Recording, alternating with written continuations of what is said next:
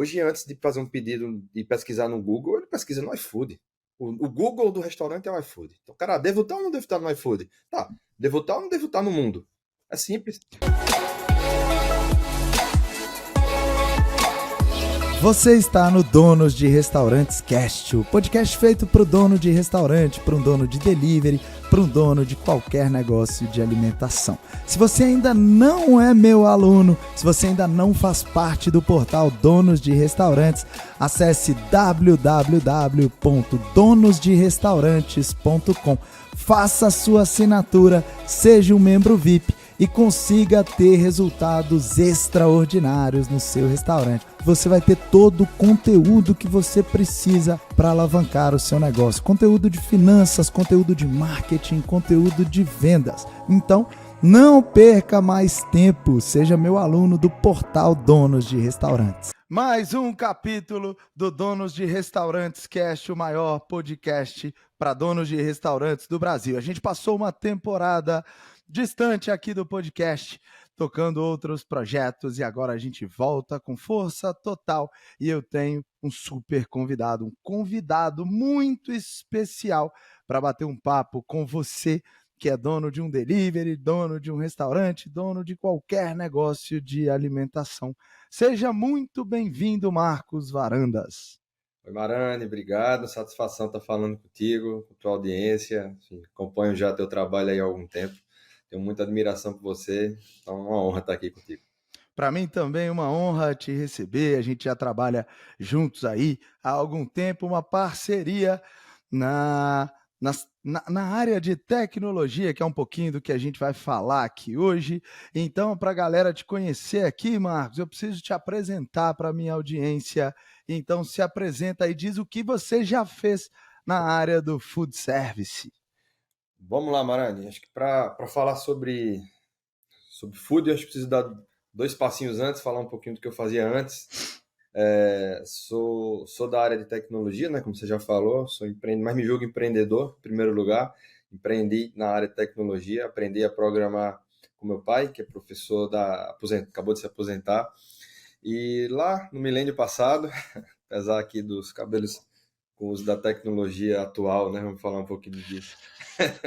Não entregue tanta idade, mas lá em 97, 98, a gente iniciou o que eu chamo de fábrica de software, né? E o que é uma fábrica de software? Até aproveitando aqui a audiência, que são donos de restaurante. Então, imagina que você tem um restaurante e você tem uma cozinha, né? E não necessariamente você tem uma cozinha que faz pizza, ou que faz pastel, ou que faz feijoada, ou que faz...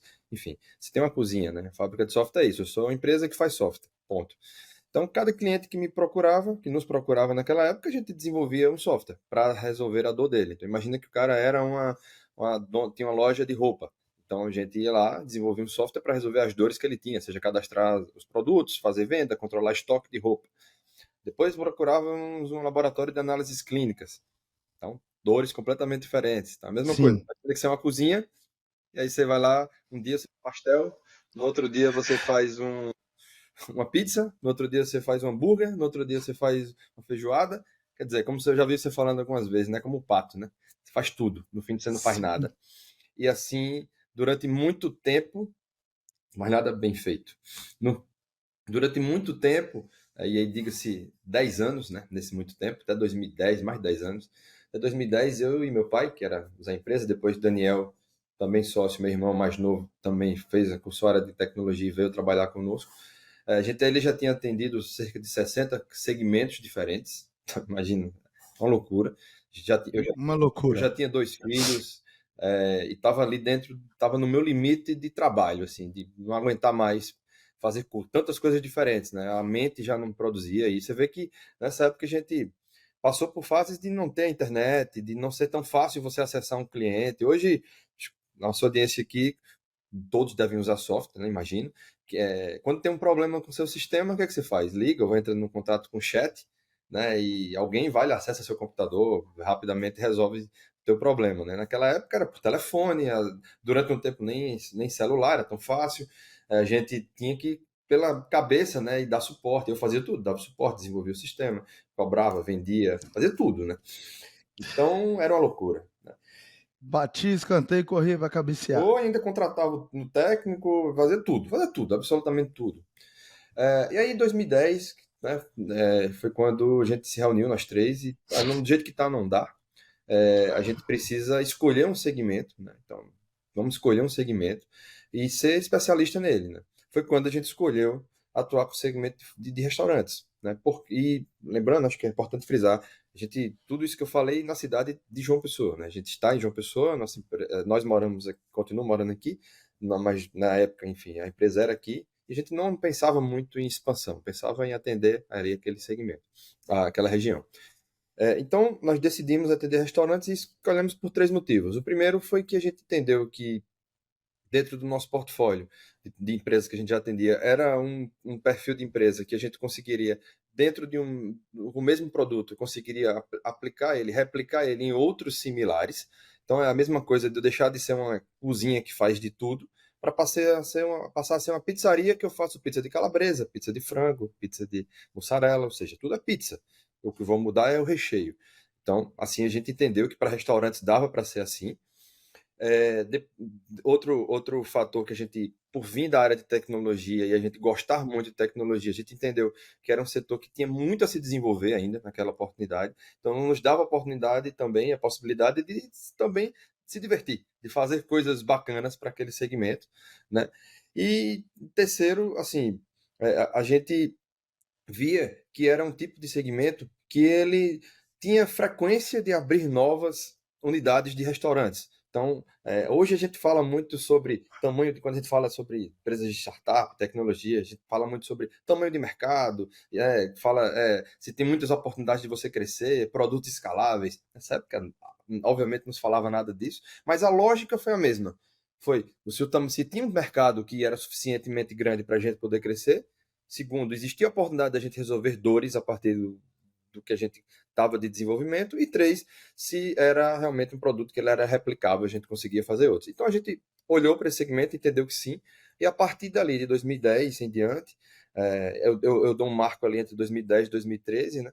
Foi quando a gente começou à medida que a gente ia crescendo dentro de soluções. Aí, quando eu falo soluções, nesse momento eu estou falando mais do PDV, sistemas de gestão de estoque, para fazer lá uma linguagem que o vai entender mais, né? Então, PDV na época era computador, né? Era um computador e tinha um sistema de gestão de estoque. Contas a pagar, contas a receber, entrada de mercadorias, ficha técnica, o básico.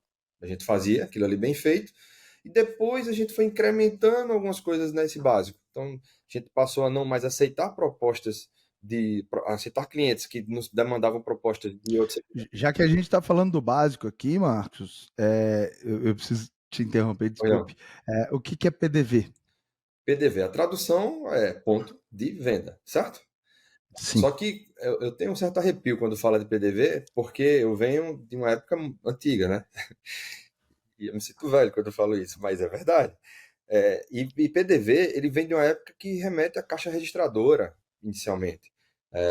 Do passado mais distante, né? Vem de Memocache. Não sei se alguém já usou aqui Memocache. Era uma maquininha que simplesmente você digitava alguns códigos, sequência de códigos, acumulava mesas, cujo objetivo era dar um totalizador da conta para passar para a mesa do cliente. E um segundo objetivo era atender a legislação, porque a gente tinha que emitir cupons e tal. Então, o PDV, né, passou a ser inserido dentro do cenário de restaurantes, muito, primeiro, para resolver essas questões de totalizador de conta e dois, questões fiscais. Né?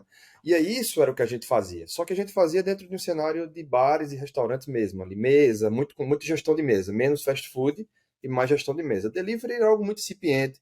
Eu lembro que na época as demandas eram conectar com Bina, era fazer, quando o cliente ligava, você identificasse no sistema qual era o telefone do cliente para poder já abrir o cadastro. Então, assim, eram demandas bem analógicas ou bem manuais consideradas aos tempos de hoje, mas a gente ainda tinha, e bem, se você fosse comparar os percentuais de delivery com de venda de mesa, era algo que hoje nem tem como a gente comparar.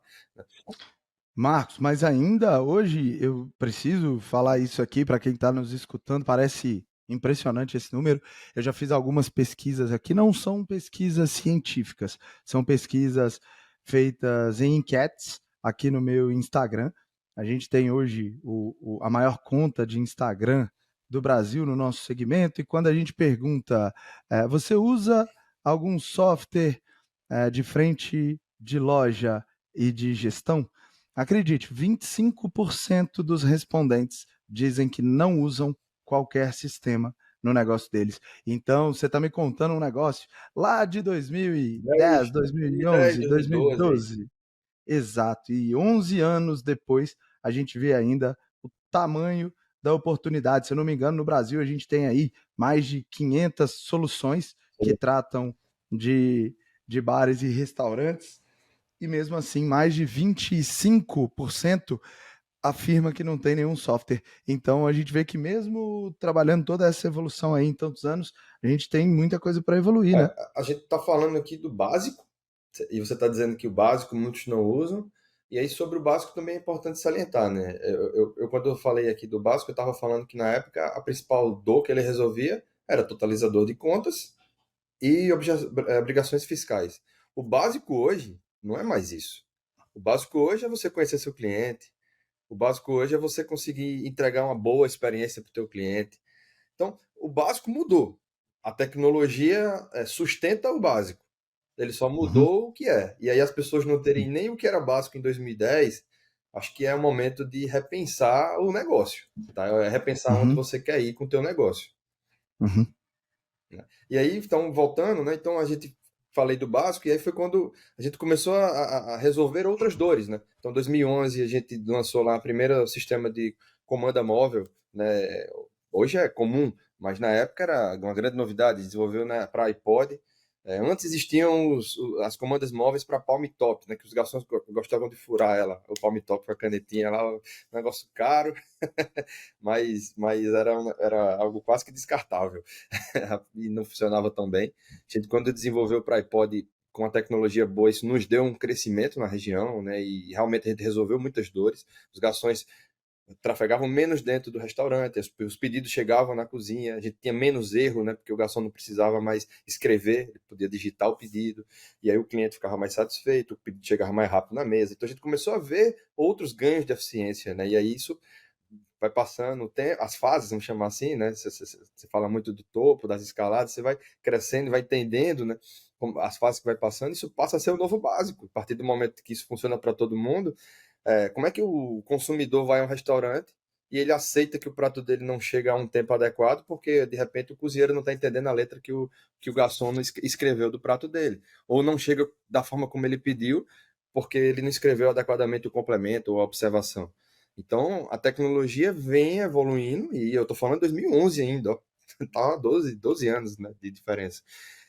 E aí, em 2012, a gente desenvolveu o que a gente chamava na época de web delivery. O que era um web delivery? Era um e-commerce de delivery, de comida para restaurantes. Depois de 2012, final ali para 2013, veio o iFood, ainda incipiente. Então, antes um pouquinho do iFood, a gente já tinha desenvolvido algo similar. Nós não investimos energia nisso, porque, como eu falei, o mercado de delivery não era um mercado grande, e ainda na nossa região, que é uma região pequena geograficamente falando. Então, as pessoas costumavam ir mais aos restaurantes do que pedir em casa. E aí veio 2013, que foi o grande salto, né? Que veio a Copa do Mundo vindo ao Brasil em 2014. A gente viu uma oportunidade de resolver uma grande dor que era o idioma, né? Porque a gente recebeu muitos turistas. Então, em João Pessoa, teríamos duas cidades sedes a 1 hora e meia de distância, né? Natal e Recife. Então, os turistas iriam trafegar por aqui, a gente conseguiria atender bem esses dois públicos, tínhamos clientes nessas duas cidades, e aí a gente desenvolveu o cardápio digital, fizemos essa solução em parceria com a Brasel, em parceria com o Sebrae, contratamos fotógrafos, contratamos tradutores, isso tudo eu absorvi esses custos dentro do projeto, não foi só a tecnologia, e entregamos para os nossos clientes o tablet, o sistema de gestão de cardápio, é, com fotos e traduzidos para no mínimo 5 idiomas. Então, a gente Uau! conseguiu fazer realmente um projeto muito bacana. Acabou que ele foi lançado, fez muito sucesso na época, trouxe mídia e nos trouxe também uma grande possibilidade de crescer. A gente conseguiu sair pela primeira vez daqui da região, conseguiu ir para o sul e etc. Né? E nesse momento, entre 2010 e 2013, foi o momento que a gente conseguiu transformar o que era uma fábrica, de fato, uma empresa voltada para o segmento de food. Ali estava nascendo a Menil, né? Antes era a M Varandas, por falta de criatividade, o nome nosso, a primeira letra do nome e o sobrenome. Depois veio o menu que é a brincadeira, né, em alusão ao cardápio digital, é o novo menu, né? O menu, new, N-E-W, e depois ele virou a solução que deu origem ele deu origem à solução que de todos o conjunto de soluções para food service que a gente foi construindo ao longo do tempo, né? Aí só fechando esse capítulo, o cardápio digital, infelizmente, ficou muito caro o tablet, o dólar cresceu bastante, e ali ele meio que deu uma patinada depois da Copa do Mundo, não ficou um negócio que realmente se sustentou, né? Hoje a gente já vê isso, enfim, vieram outros tablets, vieram outras soluções, o mercado absorveu, mas mais uma vez, né? É básico isso ou não é? Em alguns restaurantes faz sentido ter tablet, é para ter ou não é para ter? Aí volta aquela pergunta inicial, né? Então acho que o básico depende muito do quão grande é o objetivo de cada um e do onde ele quer estar e de como ele está se posicionando. Ô, Marcos, você fez um grande trabalho nesse, nesse segmento de mercado e até pela sua experiência eu quero trazer aqui um assunto e quero entender sua visão. Algumas pessoas me perguntam, Marani, eu estou pensando em colocar um totem aqui no meu restaurante. Marani, eu estou querendo passar tudo para autosserviço. Outras pessoas falam, Marani, tá no momento de eu colocar um tablet aqui, que foi um exemplo que você trouxe aí. Sim. E a grande verdade é que eu acredito em uma. Não, antes de eu dizer em que eu acredito, eu quero saber como é que você enxerga isso. Como é que você enxerga essa digitalização nos restaurantes, essa chegada de novas tecnologias, e eu quero entender se isso é, de fato, para todo mundo. E aí, até antes de responder essa tua pergunta, eu vou fazer mais uma historinha aqui também. Em 2015, né? Não sei se você gosta de filmes, assim, tem um filme do De Volta para o Futuro, e o futuro, né, que eles falavam lá na época, era 2015. E em 2015, eu comecei a fazer algumas palestras e fazer uma brincadeirinha do restaurante do futuro. Falava muito sobre isso, né? E foi quando a gente desenvolveu uma solução o cardápio digital, a gente transformou ele numa solução para o celular. E ali a ideia era o cliente chegar no restaurante, digitalizar um QR Code, fazer o pedido, pagamento. 2015, né? A gente está em 2023. A pandemia acelerou muito essa solução. Mas eu já estava falando disso de 2015. E eu fazia muita palestra de conscientização para os restaurantes, muito Sebrae, muita Brasel, principalmente no Nordeste, que era mais minha região de atuação forte. E o que eu falava lá na época é o que eu vou falar exatamente agora, né? A digitalização não é do restaurante, é do consumidor. Não é do restaurante. Todas essas soluções que você falou aí são soluções de contato entre o restaurante e o consumidor. Então, é o consumidor quem se digitalizou, certo? O consumidor hoje ele usa celular. O consumidor ele pesquisa, ele decide para onde ele vai através do celular. Ele já usa, principalmente aí falando de restaurantes.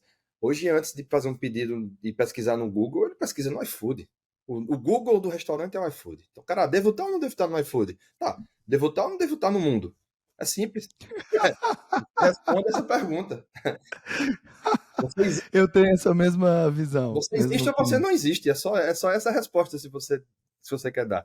Então, você tem que estar disponível para o teu cliente. Na minha visão, você tem que estar disponível para o teu consumidor.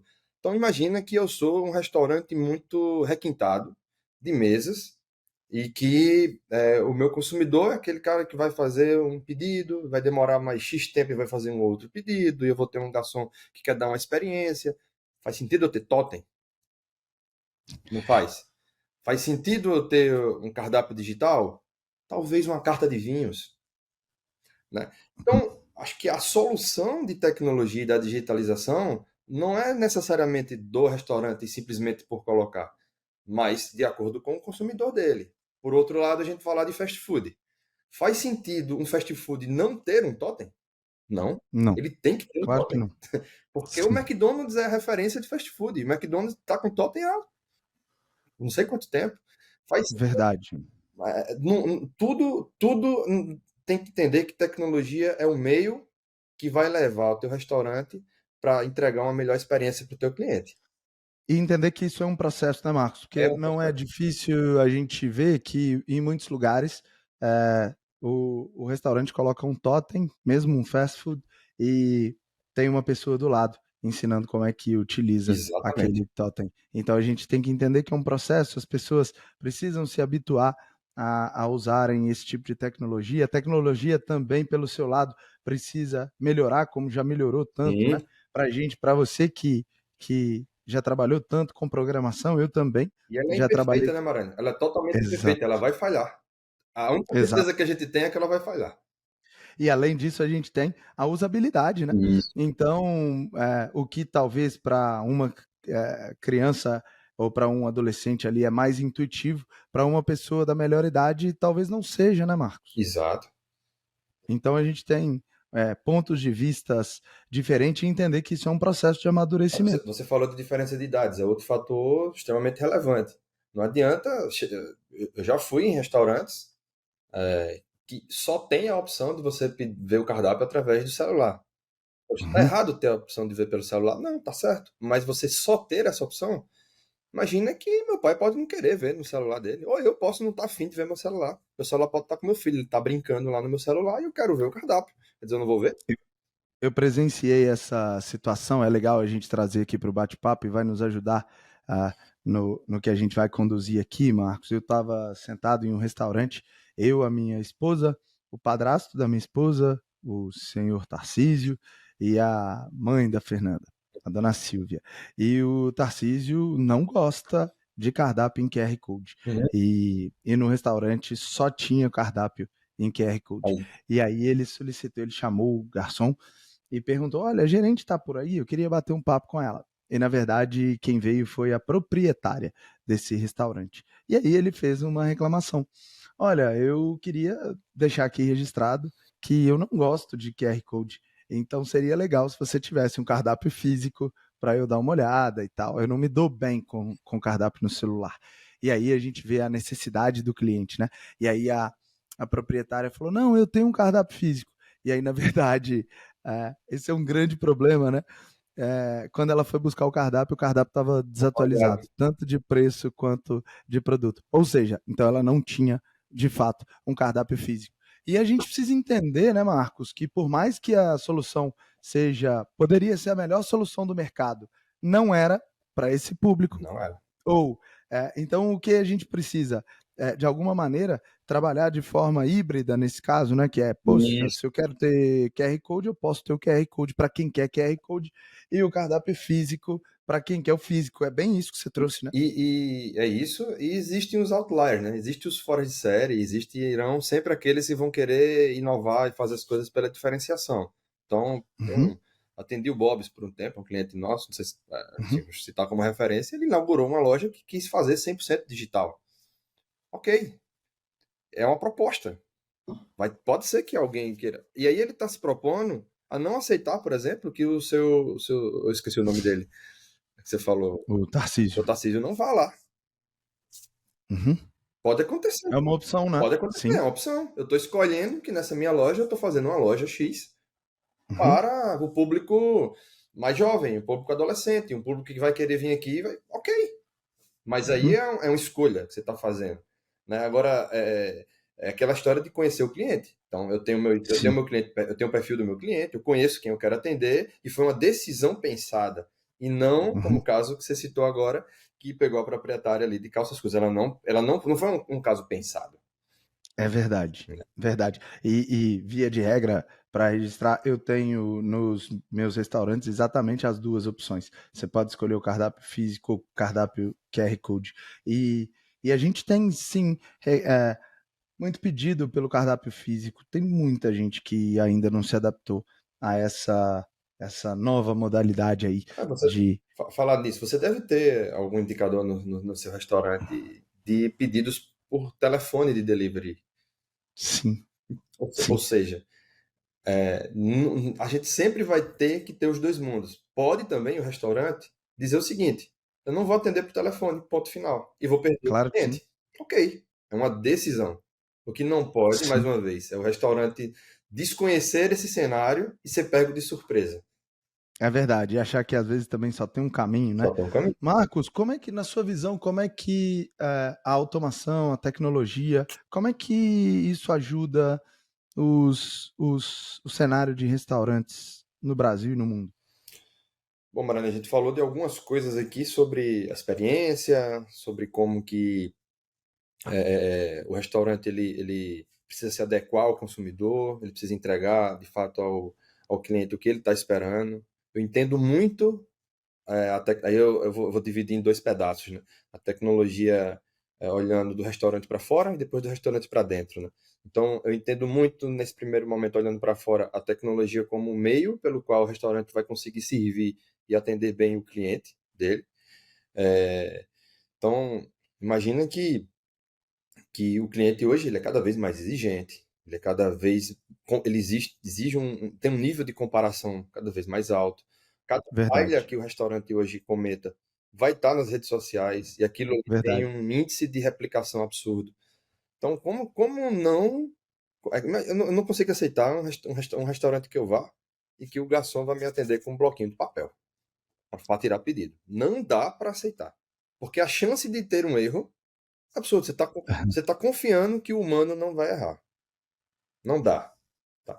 Então, a tecnologia, eu vejo muito ela como um aliado e que tem que ser muito bem usado de acordo com cada caso, Uhum, como ele vai resolver a experiência e melhorar a experiência do seu cliente. Olhando para dentro, agora. Né?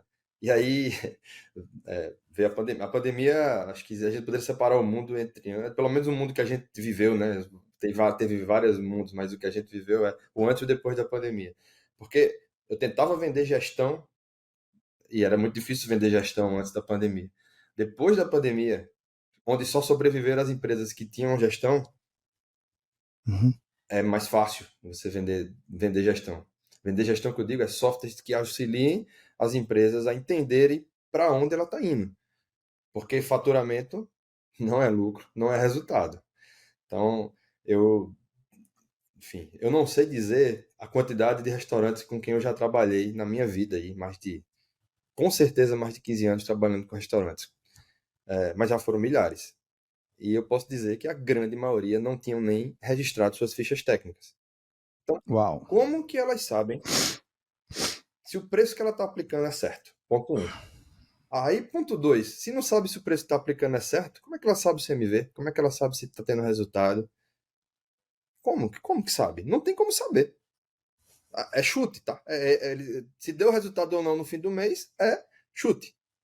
Tá arriscando o negócio dele, e na maioria das vezes é o negócio da vida daquela pessoa, e Uhum, daquelas pessoas, né? Porque é o sócio, é a família dele, são seus filhos, são os seus funcionários, então são tantas vidas envolvidas para você gerenciar um negócio através de chute, uhum, não faz sentido, certo?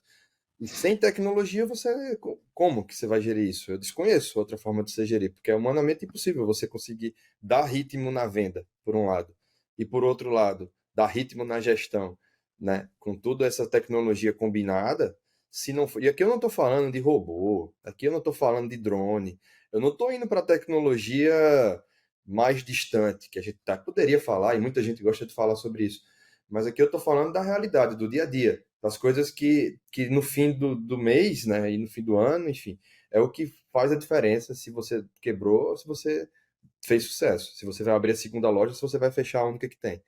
Então, sem gestão não vai. Então, o mínimo do mínimo do mínimo, muita gente não faz. E a tecnologia, mais uma vez, é o meio. Não adianta também achar, terminou o papo aqui, todo mundo viu o papo e vai dizer, putz, preciso comprar um sistema, vai resolver minha vida. Não vai também.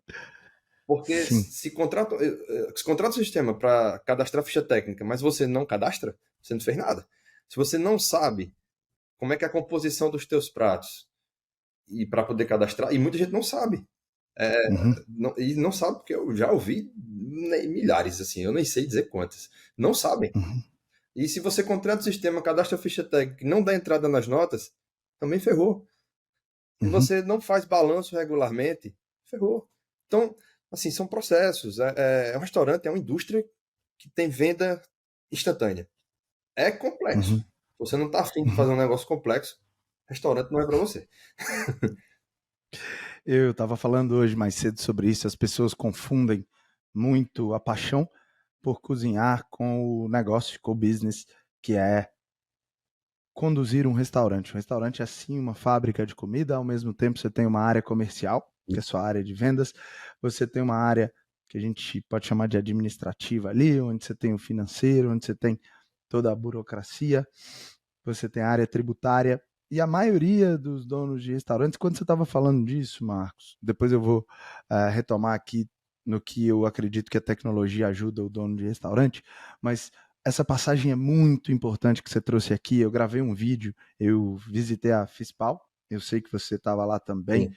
A Fispal, para quem está escutando esse podcast e não conhece, é a maior feira de alimentação fora do lar da América Latina e ela acontece todos os anos em São Paulo, mais de 30 anos dessa feira. E, e esse ano, Marcos, eu imprimi um DRE e fiz uma entrevista com as pessoas. Eu parava as pessoas e falava: opa, tudo bom? Me ajuda aqui, por favor. Que ferramenta é essa? E aí algumas pessoas falavam: ficha técnica. Eu, Nossa, não, não é verdade. Assiste, tá lá no Instagram. Ficha técnica. Eu falei: não, não, não é isso. E essa? Excel. Tá, tudo bem, pode ser um Excel, mas o que que tá aqui? Que ferramenta é essa no Excel? Ah, é uma ferramenta administrativa? É, tá bom, pode ser, mas o que é isso aqui? Enfim, a gente viu que mais de 90% das pessoas não reconheciam um DRE. Depois eu andei, agora para você se assustar um pouco mais, esse vídeo eu ainda nem divulguei, eu andei com uma ficha técnica e perguntei para as pessoas. E aí talvez 60% das pessoas que estavam lá acertaram, mas 40% não. E aí o que eu estou trazendo aqui para completar o que você trouxe é que as pessoas não conhecem o básico do básico. isso. Então, se ela não sabe nem o que é um DRE, provavelmente ela não tem um plano de contas, provavelmente ela não tem uma organização financeira para saber o que é custo fixo, o que é custo variável. Se ela não tem o básico, que é essa organização, então ela não cuida e não tem controle. E dificilmente ela vai saber se ela está lucrando, se ela não está Prova- lucrando, se o negócio dela está. Provavelmente, Mariana, essa pessoa, essa mesma pessoa que você está falando aí, ela vende, ela antecipa todas as vendas do cartão, ela não faz a conta de quanto é que está a taxa, ela não tem fluxo, controle nenhum de fluxo, ela está sempre considerando que o que ela está vendendo já vai entrar no caixa dela com desconto do cartão, com desconto da antecipação. E aí, quando vem um evento como o da pandemia, ele não tem recebível, ele não tem nada para frente, ele não vai conseguir vender, consequentemente, ele não vai conseguir pagar os boletos porque ele não tem minimamente gestão. Ele não tem contas a receber. Ele recebe tudo hoje. Está tudo antecipado. Já tem muitos que ativam lá já a antecipação automática. É o RAV antecipado. Então, eu estou só trazendo para deixar mais assustador o cenário e muitos vão se identificar com o que a gente está falando aqui. E sabe o que, que acontece, Marcos? As pessoas precisam entender, a gente tem que trazer essa clareza para elas, que essas ferramentas aí existem hoje em dia, né? Eu, na época que meu pai, né? Meu pai tem mais de 40 anos que tem restaurante, 45, se eu não me engano, e na época do meu pai não tinha antecipação de recebíveis, então, assim como não tinha antecipação de recebíveis, ele não tinha um controle mais rigoroso do recebimento de cartão de crédito, quando o cartão de crédito surgiu, né? Porque na época dele nem tinha cartão de crédito ainda. Mas o que eu quero dizer? A gente tem uma ajuda da tecnologia para que essa ajuda nos trouxesse mais controle, mais conhecimento do nosso negócio.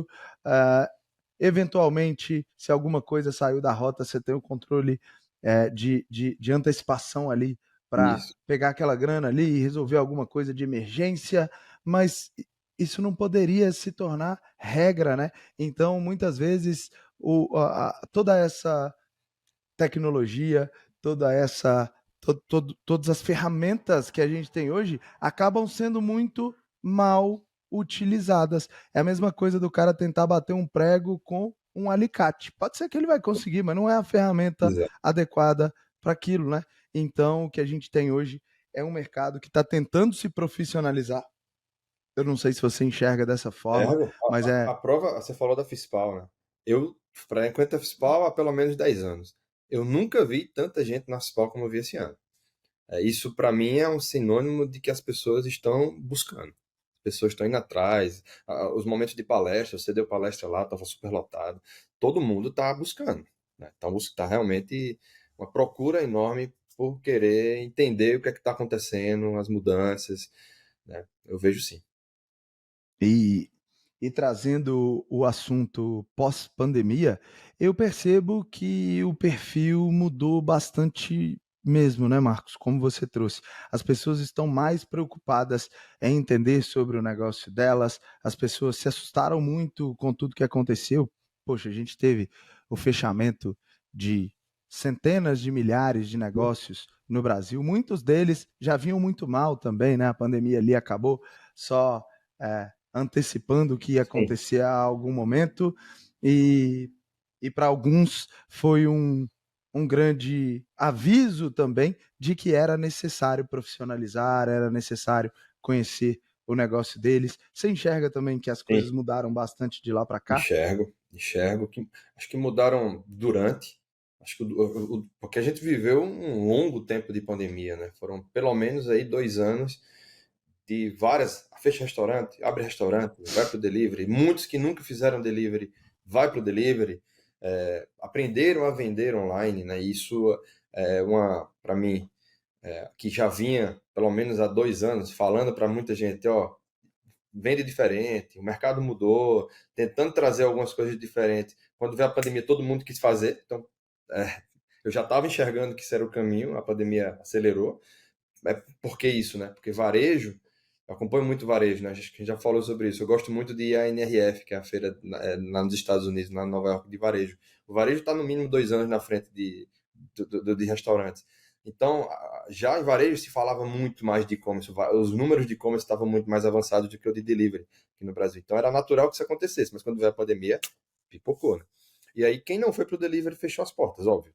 Era a única forma de vender na maioria das cidades. E aí eu fui acompanhando, eu tinha um indicador que eu gostava bastante de acompanhar.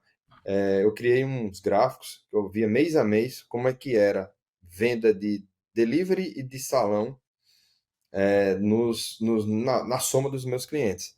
Isso eu via antes de pandemia e depois, né? Então a gente foi vendo os fenômenos acontecendo.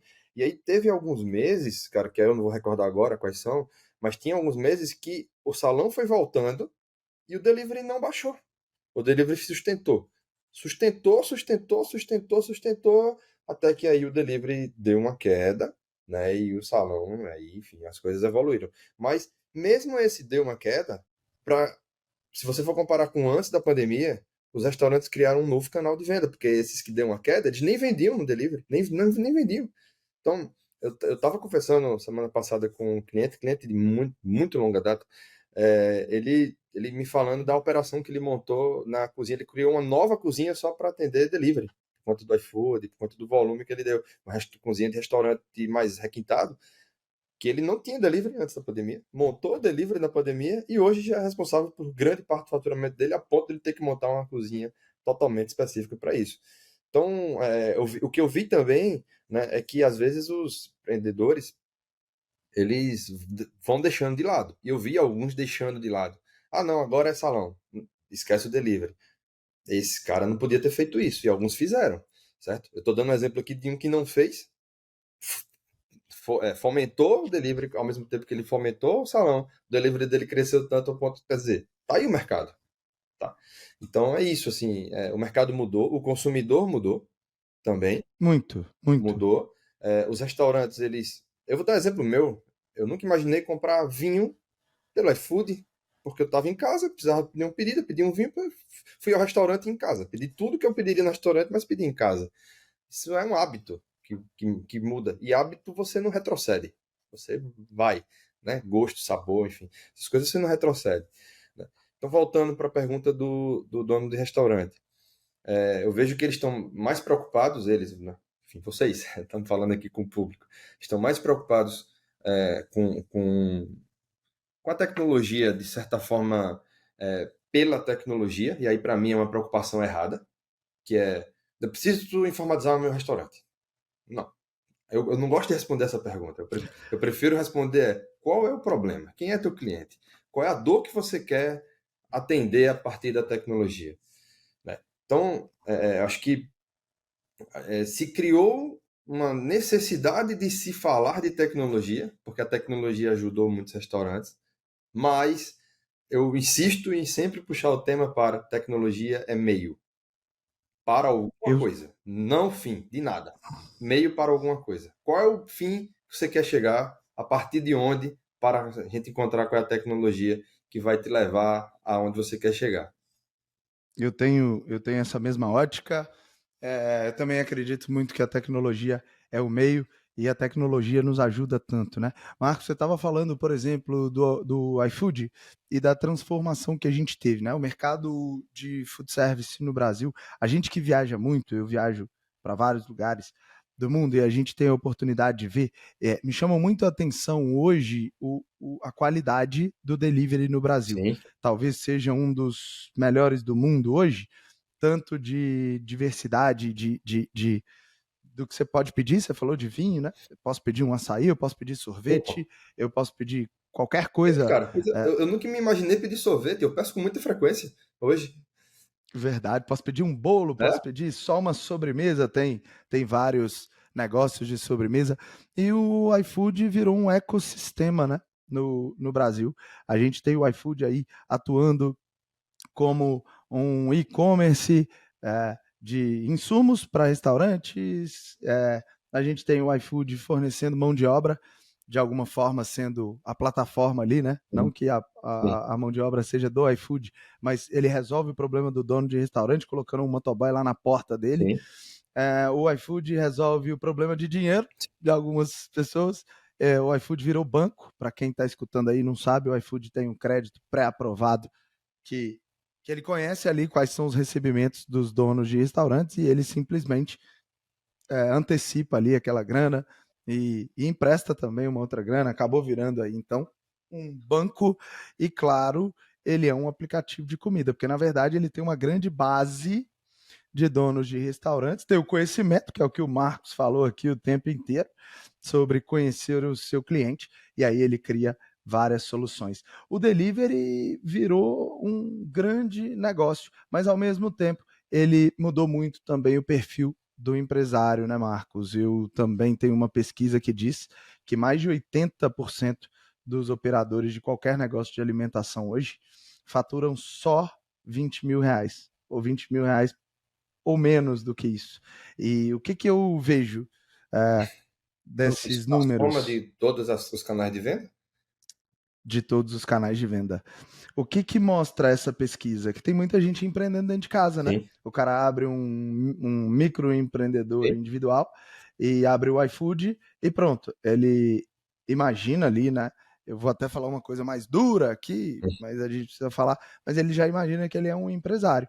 E na verdade ele não é um empresário. Ele tem uma cozinha dentro de casa e usa a plataforma do iFood, mas ele não tem uma empresa. Sim. E essa característica trouxe uma competitividade muito maior para o mercado de delivery. Então, o cara, quando entra no iFood, como você estava me contando aí, o cara tem centenas de opções de restaurantes para ele pedir. Como é que você enxerga essa transformação tanto do mercado, uh, tanto da competitividade do mercado, quanto dessa evolução do delivery no Ah, Brasil? Marante, você falou já várias coisas aqui que eu poderia repetir, mas eu não vou. Eu vou falar uma coisa, um adicional, que é a questão da conveniência, né? Eu entendo, né, e conversando com várias pessoas, que hoje você não escolhe onde você vai pedir necessariamente pelo mais gostoso, ou pela melhor embalagem, ou pelo seu restaurante preferido. Principalmente, em quanto tempo vai chegar na minha casa? E aí passa por tecnologia. Não passa por várias coisas, sim. Passa pela cozinha, passa pela gestão de cozinha, etc. Mas passa por uma gestão também de como é que ele está fazendo esse pedido que vem do iFood. Eu vou falar do iFood aqui, podia falar de várias. iFood é o principal e, enfim. Claro. E ele pode ter outros canais de venda, pode ter a sua plataforma própria de delivery, pode ter seu telefone. Como é que você junta tudo isso? E imagina que a cozinha dele está concorrendo com o salão, que não tinha isso na pandemia. Então, o cara tem que gerir tudo isso, ao mesmo tempo que tem que fazer a comida chegar o quanto antes na casa do cliente. Tá?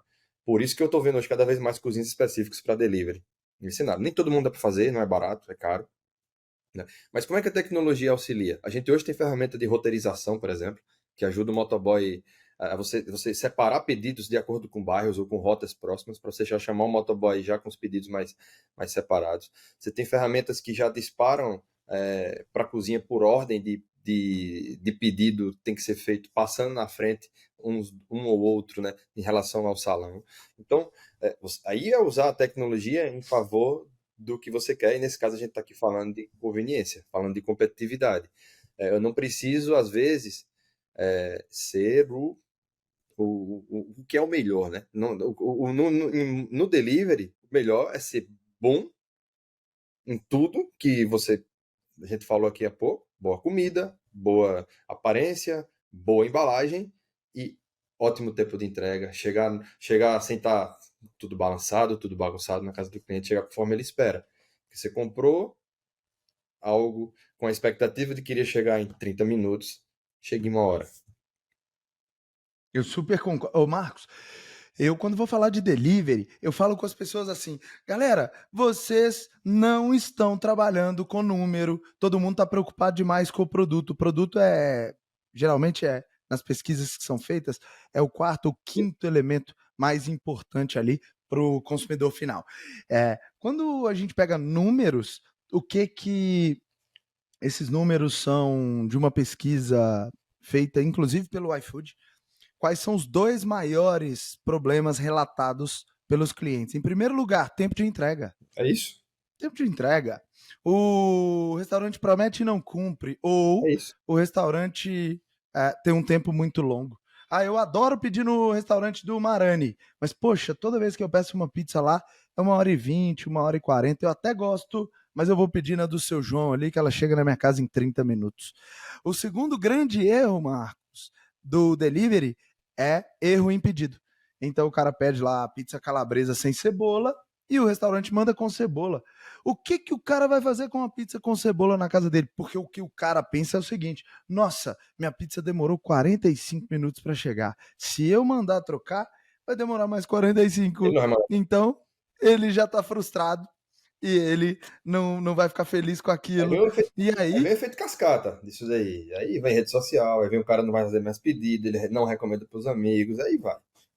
exato. O cara pede uma pizza e pede um churrasco e pede uma Coca-Cola. O cara é alucinado com a Coca geladinha. E aí o motoboy esqueceu a Coca. E aí o que ele vai fazer? Ele vai voltar no restaurante para pegar a Coca. Aí desencadeia o que você trouxe, Marcos, que é ele vai dar uma nota baixa nos aplicativos, ele vai na rede social do Aí, restaurante para reclamar, ele vai no Google para fazer um registro também no restaurante, ele vai comentar com os amigos dele e possivelmente isso num médio e longo prazo vai detonar o delivery desse operador. E aí o que a gente tem que entender é que com tanta tecnologia tem muita gente que ainda não faz o básico, né? Que são os processos operacionais ali para que ele possa produzir ou pré-produzir as coisas que ele tem e despachar isso com e aí, velocidade Mara, e ter. não, aí é só aproveitando esses ganchos aqui, né? Eu gosto muito de usar o termo que nem é um termo que as empresas usam, nem eu usava na empresa também, mas é um termo que eu gosto de usar internamente, que é dizer, ó, o PDV, a gente falava de PDV, e hoje muito restaurante compra PDV, né? Ou usa PDV. Eu gosto de dizer que o PDV não existe mais. Uhum, O PDV, aqueles 25% que você disse aí que nem isso tem, então não procura mais PDV. Se você vai procurar, uhum. esquece. Tá, vou dar uma recomendação aqui agora. Por mais que a empresa esteja vendendo um PDV, não compra PDV. Compra um que eu chamo de PDX. Compra um ponto de experiência. Entende que o que você está comprando não é um negócio para emitir nota fiscal e nem é um sistema para ser uma caixa registradora. Você está comprando um negócio para poder ajudar tua empresa a entregar uma melhor experiência para o teu cliente em primeiro lugar. Porque se não for isso, você não tem faturamento. E em segundo lugar, olhando para dentro, você tem que gerir melhor o teu negócio. Quando a gente fala do Uhum. delivery, você sem um sistema que consiga capturar os pedidos e ajudar na distribuição desses pedidos na cozinha, você não vai conseguir também entregar uma melhor experiência para o teu cliente. Então entende que você não está procurando PDV. Você não está comprando PDV mais. PDV era um computador, era uma caixa registradora do milênio passado. Hoje, por mais que todo mundo esteja vendendo PDV, no fim ninguém está vendendo PDV. Tá todo mundo vendendo pontos de experiência ou pontos de conexão com os clientes. E isso é o que vai fazer a diferença entre o. Aí vem o negócio. Entre o restaurante dar certo ou dar errado. Uhum. Eu vou dar um exemplo, Marani, quando. Enfim, acho que a gente acabou não falando aqui, mas a empresa que eu fundei, que é a Menil, foi comprada pela Stone, enfim, depois eu fui incorporado à Lynx. E muita gente me pergunta, né, Marcos, mas qual foi o sucesso? Por que que deu tão certo? O que que deu? O que que foi bom, né? E minha resposta às vezes frustra algumas pessoas, e eu sempre digo, funcionava. Uhum. Ponto. Sistema que funciona. Uma vez que ele Uhum. funciona, eu atendo a expectativa do meu cliente. Uhum. Depois, eu dou o recheio. Depois eu dou a sobremesa. Se o cara não gostar do prato principal, como é que eu dou a sobremesa? Uhum. O que é que adianta os restaurantes estar aqui pensando em fazer um puta prato para chegar no delivery? Se ele não chega, se a embalagem não É entrega do jeito verdade. adequado. Então, Uhum. as coisas têm que estar. Você falou, se preocupa demais com o produto e é lá o quarto, quinto item. A mesma analogia que eu faço com as empresas quando eu falo com startups, hoje eu dou muita mentoria para startup. Todo mundo tem a romantização do seu negócio. Todo mundo é romântico. Ah, meu Uhum. negócio é o meu negócio, é uma paixão. Sou aquilo aqui que eu faço, ninguém mais faz. É a maior maravilha do mundo. O cliente vai me comprar por causa disso, etc. Cara, tem que ser pragmático. O que você faz tem que ser bom. Ponto.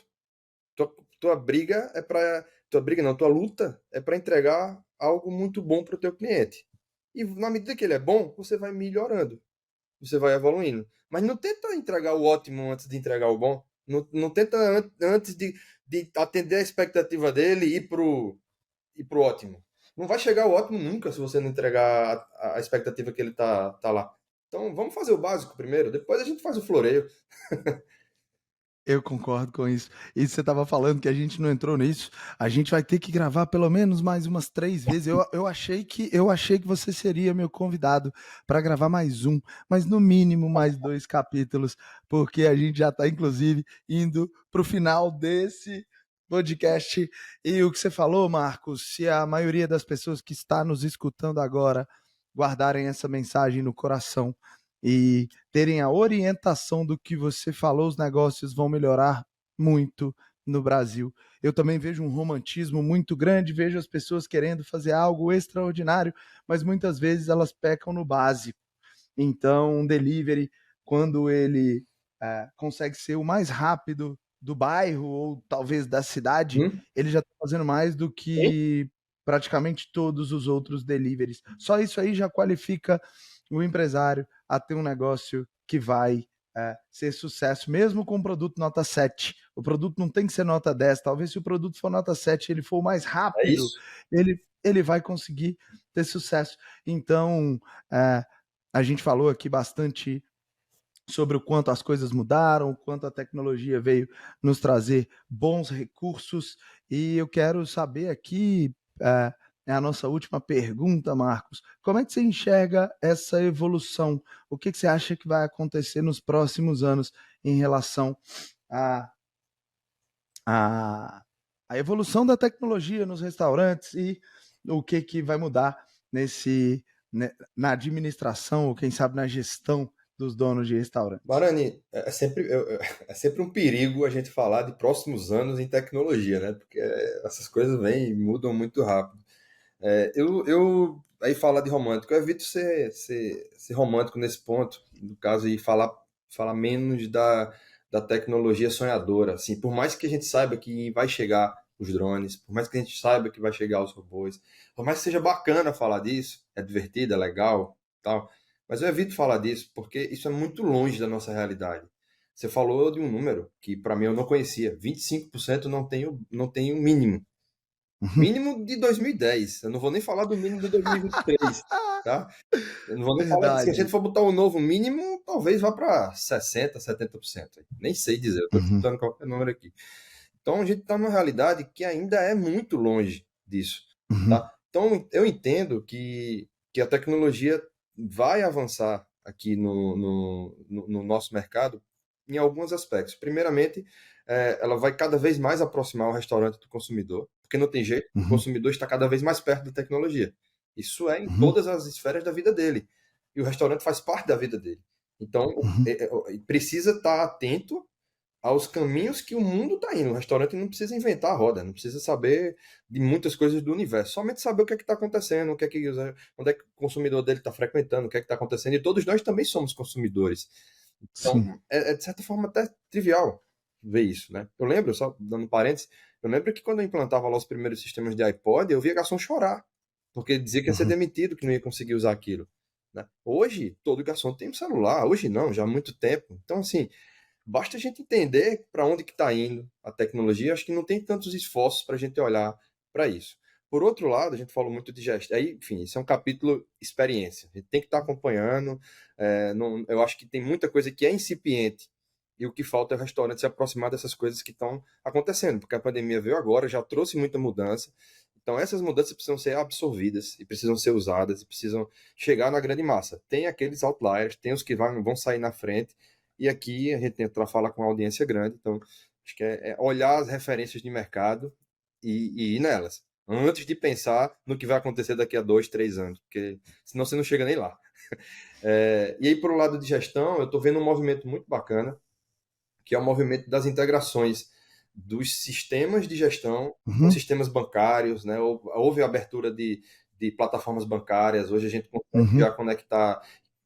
Enfim, eu lembro de dificuldades que a gente tinha no passado de troca de arquivo FX com o banco para poder fazer conciliação bancária, essas coisas. Isso tudo hoje está cada vez mais facilitado, né? Com envio de remessa, muito remessa. fácil. Hoje isso está muito fácil, e isso a gente sabe que é difícil você trazer complexidade para uma operação de restaurante e que já é complexa, de fazer eles ficar pegando arquivo de um lado, passar para outro, dificulta que a gestão aconteça.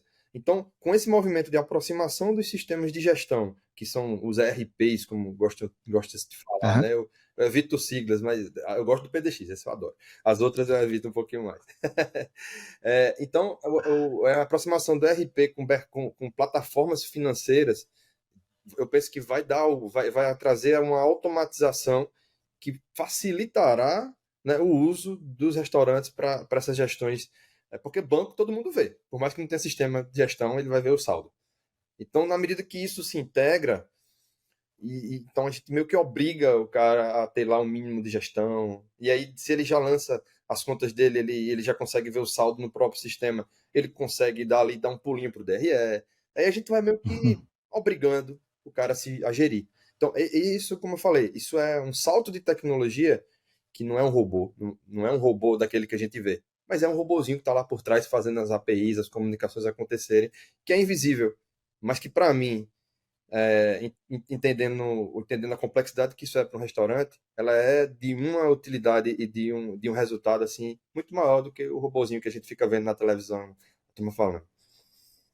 É verdade, muita gente nem sabia da existência desses robôs, mas toda essa inteligência que a gente hoje tem a oportunidade de usar como recurso, como arma aí, tem que estar cada vez mais em uma linguagem mais simples para o dono de restaurante, tem que estar mais acessível, tem que estar mais fácil de ser assimilada, e esse é um desafio que a gente tem pela frente para que a gente possa ajudar os donos de restaurantes a terem esse acesso, a terem esses recursos, para que os negócios deles sejam melhor geridos. Marcos, muito obrigado pela sua presença aqui no podcast. Já está convidado para o próximo capítulo, porque tem muita coisa para a gente falar no próximo. Vamos nessa.